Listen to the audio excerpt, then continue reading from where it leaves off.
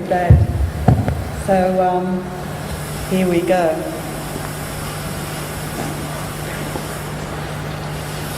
My presentation, I'd like to give this in two parts. In the first part on maintaining health and well-being, and the second part with heightened biological consciousness, advanced ethical responsibility, aimed at reducing the prevalence of preventable intergenerational inequity. So part one on maintaining health and well-being. The physical and social environments encountered from preconception to birth exert powerful influences on the physiological function and risk of disease in postnatal life. So when you're thinking of health and disease, one really needs to incorporate the preconceptional time, maturation of sperm and eggs, and the embryo and the fetus, because that has a long-term effect post-birth. In general, well-being is shared by genes, upbringing, personal circumstances and choices, social conditions and under which we live. Now the combination of all this evolves into the identity of the person, which is genetics plus epigenetic factors.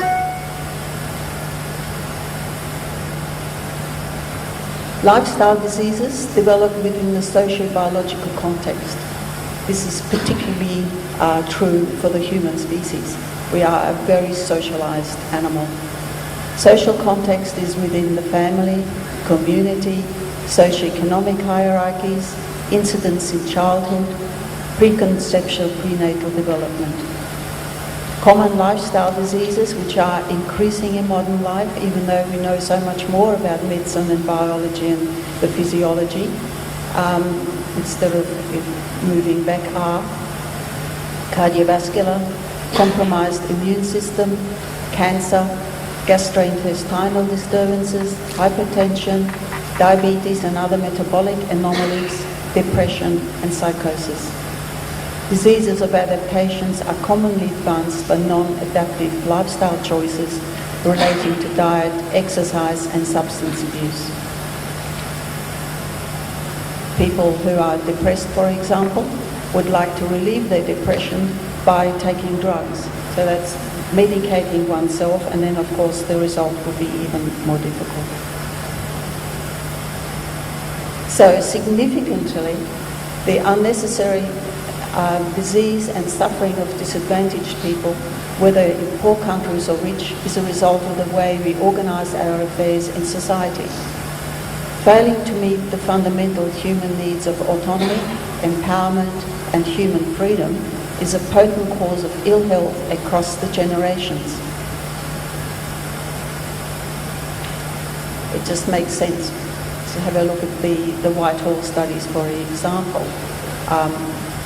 Lower social standing initiates fewer opportunities, initiates less training, initiates decreased flexibility in decision making, relates to insufficient control over our lives, the powerlessness, and then stress-related physical and psychological disease due to powerlessness and injustice, shaping of the social gradient of ill health. So this is quite known by everybody, all the societies, yet not very much is being done to actually equalise the difficulties. So in summary, we inherit more than just our genes from our ancestors, and this needs to be factored in when you're thinking about general lifestyle matters. In fact, life in the womb will be written on the tomb. If you look at the preconceptional environment, and then one can predict what will be written down at the back. Developmental programming identifies how adverse environmental factors operating in utero may program susceptibility to adult diseases by hindering the establishment of robust neuroendocrine and immune systems. So globally, we've got at least 21 million at-risk babies which are born each year, and many of these are preventable. And high-risk, low birth weight children I subjected to all this in previous changes possibility I mentioned. Excuse me, I think I'm developing a bit of a cold. Part 2 on advancing ethical responsibility aimed at reducing preventable intergenerational inequity. It's difficult enough to be able to deal with non-preventable inequities, but to actually preventable, which we can understand now through our modern science, needs to be factored in. So intergenerational justice is not an option, but a basic obligation of justice. We need to strive to promote new ways of thinking about human beings, life, society, and our relationship with nature. Incorporate all new insights is very important. So I'd like to actually talk in more detail about the First Australians, which is a group in Australia which is suffering a lot of preventable harm. Large sections of the Australian Indigenous community is experiencing reprehensible poverty consequent to past inequities and present marginalisation and neglect. On Indigenous health and human rights. A lot of this comes as a sort of inheritance from colonisation and from what happened in a little over than 200 years in Australia when Australia was being colonised. The Indigenous people then lost the connection to land, a connection to culture, beliefs and practices, identity. Children were stolen, the stolen generation. Kids that were a mixture of New Australian and Indigenous Australian were taken away and boarded off with mainstream society, assuming that the parents and the clan of those people where these children were born are not able to look after them. Self-esteem, institutionalisation, exclusion and genocide. Now this is over the time, things have changed a lot. There is a lot of empowerment going on now. There's traditional paintings, there's some of the faces of the rainbow serpent, and also elder women are documenting their belief systems and their heritage. However, with transgenerational difficulties, things don't change so quickly. So Aboriginal Australia in the past, you could see it was all mapped up, and more than 200 nations were with their own language, their own culture, actually lived for the last 60, 70,000 years or so in Australia. Here's another more close-up picture of showing the different lands and how the land has been divided up and identified and bordered with, say, the rainbow serpent and the places like that. The Europeans, when they came, they called it terra nullius. Terra nullius means empty land. And they got this idea to do this and take Australia for the Western, for the English kingdom, because the Aboriginal Indigenous people don't believe in owning land. Land owns them. So that they had a very deep connection to the land, and they just don't own it. The land owns them, so they have better obligation to look after the land. This has happened for the last 70,000 years or so. So here is the map of collected language, tribal and nation groups of the Indigenous people of Australia. A lot of that information, in fact the majority of the information, has been lost since. In 1944, the rulers of Australia have decreed that Indigenous people can become Australian citizens. So, I mean, it's just doesn't bear thinking about how the mindset that people who lived in this country for so long can be treated in such a way. The Indigenous people call the citizenships paper dog tags. Now I will very quickly just identify the transgenerational reflection of neglect from the Australian Bureau of Statistics. Now this is as up to date as is possible, and most of you will probably see that the figures, there hasn't been any improvement or not very much improvement in time. 15% of Indigenous households are overcrowded compared with 4% of other households. Infant mortality is 2 to 3 times higher compared to the national average. 13% of Indigenous births are low birth weight compared with 6% of non-Indigenous births. 61% of Indigenous adults are overweight compared with 48% non-Indigenous adults. Infectious diseases and lifestyle illnesses are significantly more common in the Indigenous population compared with non-Indigenous populations.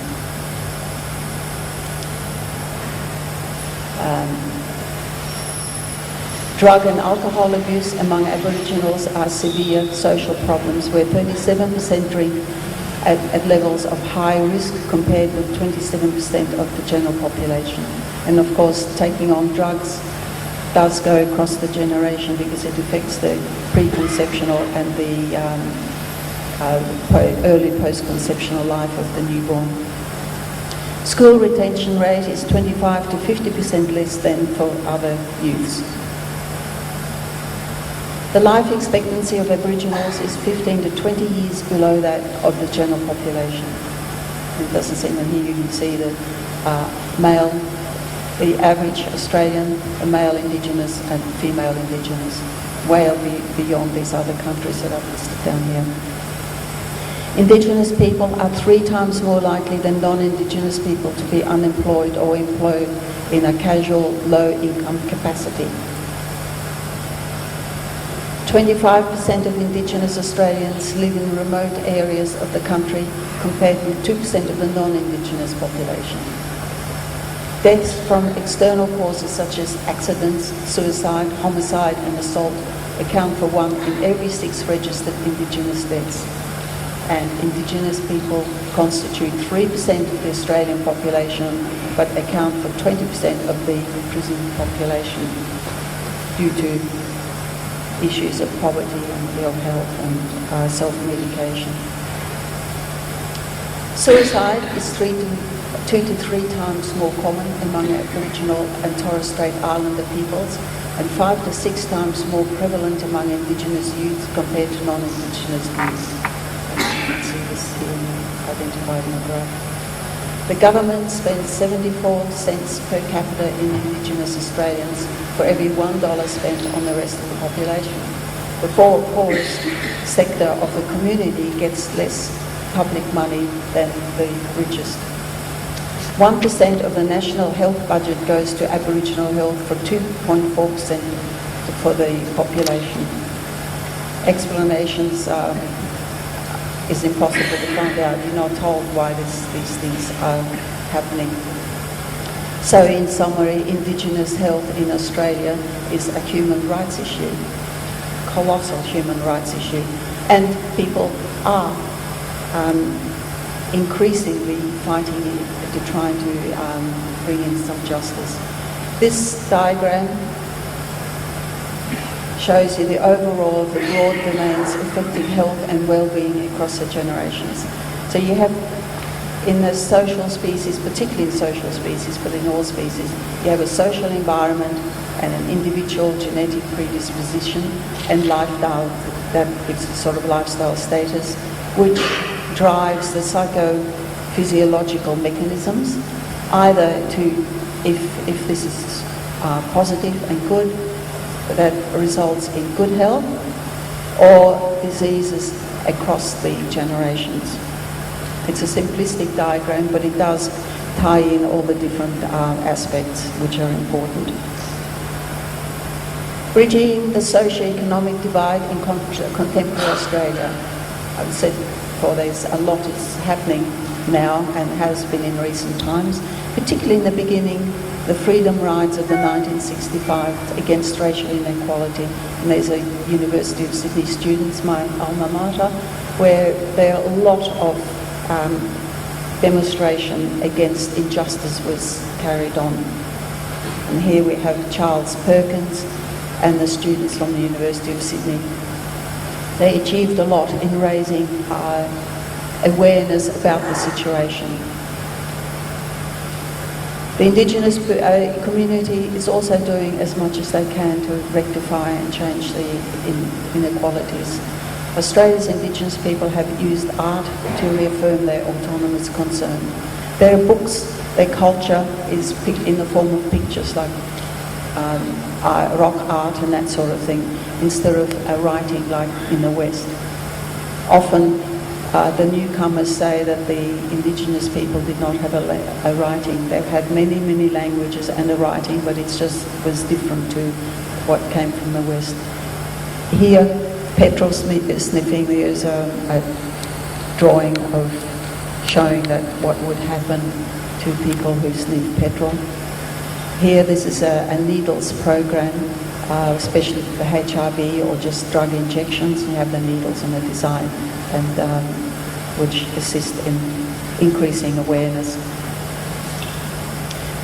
So, bridging the socio-economic divide in contemporary Australia continues, and the most important thing here that I can actually say at this moment is every child has the right to express its full genetic potential. And to have this right taken away across the generations, I mean, I suppose we all know the description of what that is. We know that sickness-driven medicine is costly and will not improve overall health standards. We all know that persistent powerlessness in Australia's Indigenous population is a shameful consequence of the failure of political, religious, health and legal institutions to bridge the gap between awareness and effective action. Why isn't anything being done? Or there is a lot being done, but why isn't it having a larger change more quickly? And one of the reasons, I suppose, is we need to adapt and incorporate all the new knowledge and bring the initiatives in from an environmental context. So the basic initiatives, which are successful, an ecological-based model of preventative care. Nature's fundamental design principles is based on cooperation, biological feedback, adaptation to changing conditions, and ecological diversity. Now, this morning there's been a lot of good work been done with the previous two speakers in this area about the environment. An antagonistic, uncooperative, stupid type of environment is not going to be successful and not evolve well. Nature's evolutionary principle is also fundamental to the universal principle of ethics, the golden rule, or do unto others as you would have done them do unto you. In nature, the species that are successful follow the golden rule, or maybe the universal principle of ethics has been taken from the natural rule. So the golden rule adaptively bridges the gap between knowledge and action. So briefly, healthy country, healthy people, gaining from Aboriginal adaptability and creativity. Prehistory teaches us that the first Australians were some of the earliest representatives of Homo sapiens who, through millennia, sustained fitness by adaptively involving a holistic framework of country, community, and appropriate conduct. The Aboriginal culture, through sustainable management practices, often over many in thousands of years, supported thriving populations in some of the harshest areas of the world and the driest inhabited continent. Our culture predicament is not an accident, it's the consequences of the way we think and act. We have lots to learn from our ancestors, and this is happening a lot now. Aboriginal knowledge has been documented, and we are learning. We're learning how to have more control over fire, over the environment, over the Australian situation. So, finally, we must challenge what we perceive to be wrong. Reaching across generations, across species, is the primary biological survival strategy. There's a lot of this sort of stuff written up in Bioscience Ethics, which is freely available on that website. The basic parameters of Bioscience Ethics are understanding biological systems, using technology responsibly, and shifting ethnocentric debate so that it is consistent with the ecological and socio-medical insights. In other words, transdisciplinary bioethics, as was discussed a lot yesterday, is very, very important. We need to include everything we know as we are learning and break down the disciplines. Thank you.